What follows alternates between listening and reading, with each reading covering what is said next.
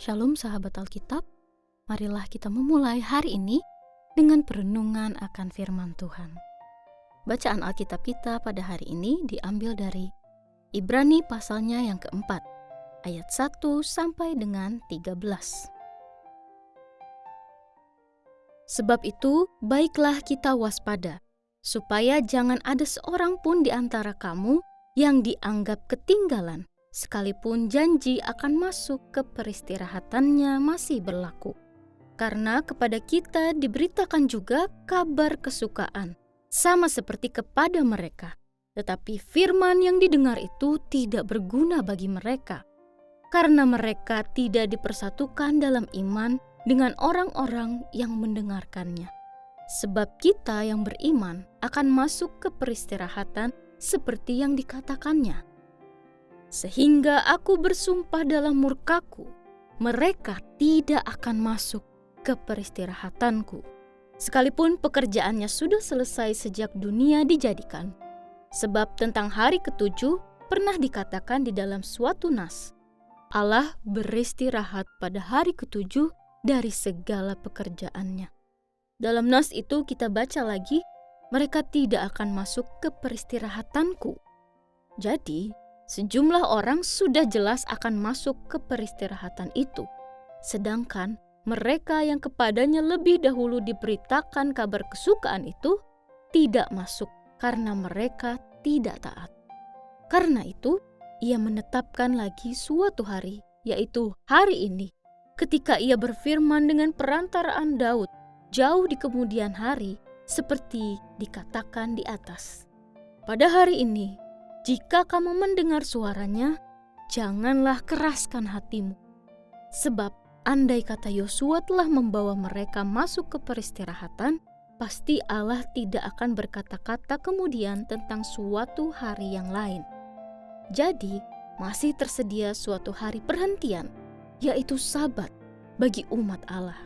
Sebab siapa saja yang telah masuk ke peristirahatannya, ia sendiri telah berhenti dari segala pekerjaannya, sama seperti Allah berhenti dari pekerjaannya. Karena itu, baiklah kita berusaha masuk ke peristirahatan itu, supaya jangan seorang pun jatuh karena mengikuti contoh ketidaktaatan yang sama. Sebab firman Allah hidup dan kuat dan lebih tajam daripada pedang bermata dua manapun. Ia menusuk sangat dalam sampai memisahkan jiwa dan roh, sendi-sendi dan sumsum. Ia sanggup menilai pikiran dan niat hati kita. Tidak ada suatu makhluk pun yang tersembunyi di hadapannya. Sebab segala sesuatu telanjang dan terbuka di hadapan mata Dia yang kepadanya kita harus memberikan pertanggungjawaban. Sahabat Alkitab, ketika hendak bepergian menuju ke suatu tempat, kita biasanya akan mempertimbangkan rute terbaik dan sepanjang perjalanan sebisa mungkin mematuhi aturan lalu lintas agar sampai ke tempat tujuan dengan selamat. Hal ini juga berlaku untuk perjalanan iman kita. Allah telah menyediakan jalur khusus menuju tempat tertuju atau yang oleh penulis surat Ibrani disebut dengan tempat perhentian. Sebuah tempat yang dipenuhi kedamaian sejati.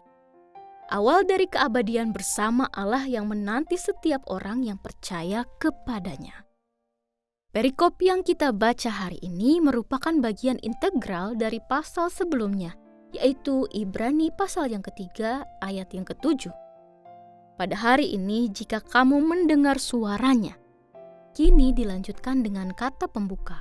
Sebab itu, baiklah kita waspada, supaya jangan ada seorang pun di antara kamu yang dianggap ketinggalan, sekalipun janji akan masuk ke peristirahatannya masih berlaku. Peringatan ini menegaskan bahwa janji Allah memang masih berlaku pada saat surat Ibrani ditulis dan diterima jemaat pada masa itu.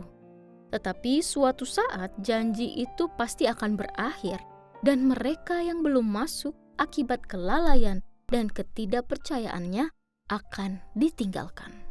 Kata waspada merupakan terjemahan dari kata Yunani, phobeiomai, yang dapat juga diterjemahkan sebagai takut Oleh karena itu, kita dapat menangkap bahwa pesan yang ingin disampaikan sangatlah agar jangan sampai jemaat mengalami nasib tragis seperti umat Israel di masa lalu, seperti yang dibicarakan pada pasal 3. Orang Kristen harus sangat waspada, bahkan merasa takut.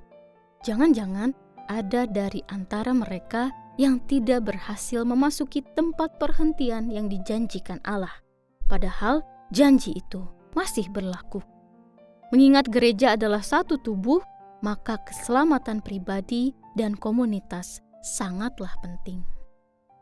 Mendengarkan kabar baik saja bukanlah jaminan keselamatan. Diperlukan juga iman, penyerahan diri secara total kepada Allah. Firman Allah memiliki kekuatan luar biasa, mengetahui segala sesuatu dalam diri manusia dan akan menuntut pertanggungjawaban dari setiap umat yang mendengarnya. Firman Allah itu hidup, sebagaimana Allah yang mengucapkannya adalah Allah yang hidup. Sebagaimana perumpamaan yang Yesus sampaikan tentang penabur, bahwa firman dapat bertumbuh dan menghasilkan buah. Firman itu kuat, aktif, dan efektif, bagaikan air hujan yang membasahi bumi dan menghasilkan.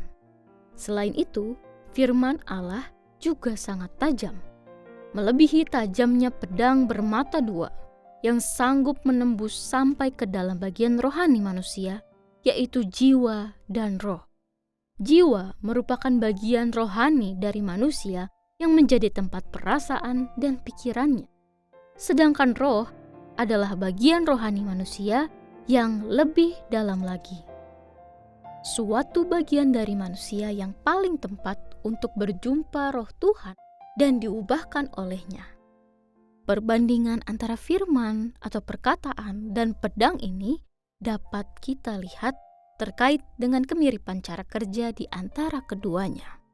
Sebagaimana pedang yang tajam bisa menusuk sampai ke dalam tubuh manusia, begitu juga firman Allah yang tajam, sehingga bisa menembus dan menyelidiki bagian-bagian terdalam dari pribadi manusia, yaitu hati, jiwa, dan roh.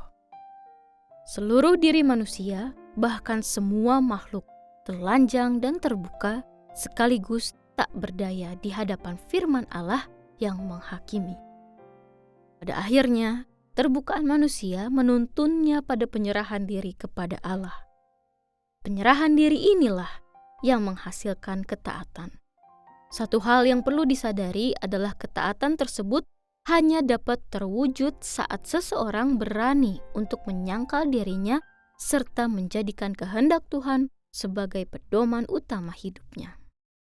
Bukankah seringkali kita begitu sombong dan mencoba untuk membenarkan tindakan yang salah, alih-alih berjuang untuk menaatinya? Upaya ini memang tidaklah mudah. Maka dari itu, mintalah pertolongan kepada Tuhan, agar Ia menyertai, membimbing, dan menuntun kita. Mari kita berdoa. Bapa kami yang baik, kami mengucap syukur ya Tuhan atas kepercayaan Tuhan kepada kami atas satu hari yang kami jalani. Ya Tuhan, ajarkanlah kami untuk hidup dalam ketaatan pada tuntunan-Mu, menyerahkan diri kami sepenuhnya kepada kehendak-Mu, dan berpegang teguh pada firman-Mu yang hidup dan berkuasa. Di dalam nama Tuhan Yesus, kami berdoa.